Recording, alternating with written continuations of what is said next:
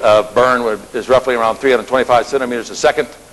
If I put natural gas and ambient air in it, ignite the gas, it burns around 47 centimeters a second. So it became very obvious that if I now would mix the hydrogen and oxygen gas with non-combustible gases that do not support the burning process, then I can adjust the burn rate of the hydrogen gas to go equal that of the fossil fuels. That was the #1 major invention that allowed us now to go ahead and retrofit to any internal combustion engine or any device that's absolutely been running on fossil fuel. We now have a very economical way of doing this with using ordinary water. Now the byproduct of burning water, anybody know? Is water. And as a result of that, automatically in doing this, we're solving the environmental pollution problem. If you're running a car on water, as an example, you're no longer putting the chemical oxides in the air from the byproduct of burning the fossil fuels. That water mist being expelled out of the system is environmentally safe. We had to be able to adjust the burn rate lower than the 5,000 degrees that shows on the videotape. You have to get a little practical about this, because if you put that type of flame on the stove and your wife decides, I want to do some cooking, but you burn holes in her pots and pans, I'm afraid the cell job will be a little bit harder. So you have to be practical about it.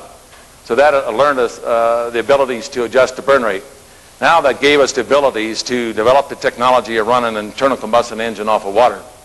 As an engineer, you look at the engine in 3 ways. #1, it's a mechanical drive device. Got us here today?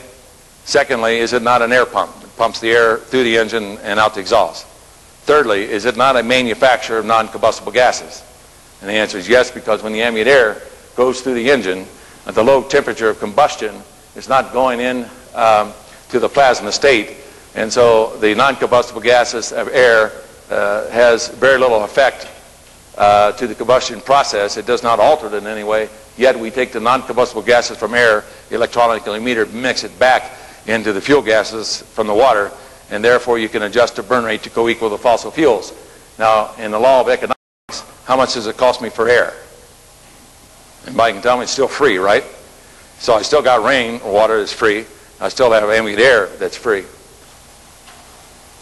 Here was another billion-dollar patent that was developed. The prior art said the only way you can transport hydrogen was cool it down to 465 degrees below zero, put it under pressure, and truck it down the road expending diesel fuel. And all we need to do is take ambient air, mix it, expose it to a flame to create the non-combustible gases, mix it with the hydrogen, and we can adjust the hydrogen burn rate equal to or less than that of natural gas and transport it to any gas grid system anywhere in the economy without even changing a valve. Okay, we've gone through all of these wonderful things of how to split the water molecule, but the problem was, what good would it be to develop a system for home heating or develop a system to run an internal combustion engine if you can't keep the industrial doors open? Now, during the Arab embargo, I was called in with a meeting with the Columbia Gas System that informed us, the industrial leaders, that our natural gas was being cut off 100%. I saw some of the richest and most powerful industrial leaders in the state of Ohio popping pills, and I thought they were going to have a heart attack. Because basically what they told us was, without energy, we cannot produce a product. If we cannot produce a product, can we make profit? If you can't make profit, you don't pay your bills. And the bigger you are, the quicker you fall. And they tried to rally with all of their money and all of their efforts and intellect in the industry to try to come up with an answer to the energy problem. But I learned a long time ago in high-tech development, I don't care how many billions of dollars in research you have, you can't pay for creativity.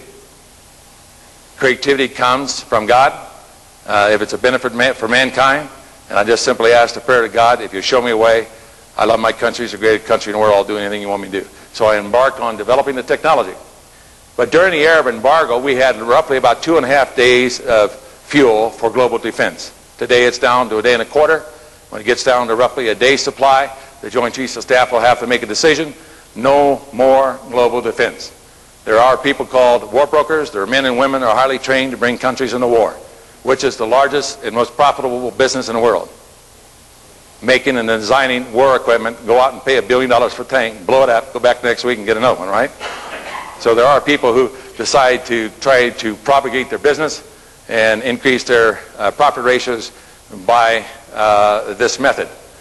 But the key was that I learned as a young man, you must negotiate from a point of great strength. We needed to protect the military and integrity of the United States. I was informed by the military of their problem. Even the Admiral of the Navy, in talking to them, told me that during the Arab embargo that almost 60% of the entire nuclear fleet became inoperable. You see these nuclear modules in the subs, when you work them 7 days a week for a period of 6 months, they become radioactive and they become hot. So you have to pull out these modules and put new ones in. Now, of course, the diesel-fired submarines were no more operable because we had no fuel. The Arab embargo happened to be the greatest thing that ever happened in America because it woke up to that we had a great problem, that our entire military integrity and the economic base of the United States was in jeopardy. And Japan, of course, makes in their economy to convert raw materials into finished products, and they have to import oil, and so they experience one of the same things. So now we go down to the atomic destabilization of the water molecule. Einstein basically said if you knew how to get in to water, a gallon of water, if you could tap into this energy source, you could take a train and around a 1,000-car train around the Earth many, many times. There's an enormous amount of energy in a gallon of water, and if you look at the Equinox tape, you'll see where they talk about that 1 glass of water has enough energy that you could literally vaporize all the oceans of the world. We started to embark on this technology, and so therefore we now developed the electron extraction circuit that not only do we cause the electrical polarization process, and as we pluck the electrons off of the atoms of the water molecule, we pull the electrons out of the water, out of the resonant cavity, and therefore the byproduct is producing the electricity. So you can have self-sustained oscillation in the system.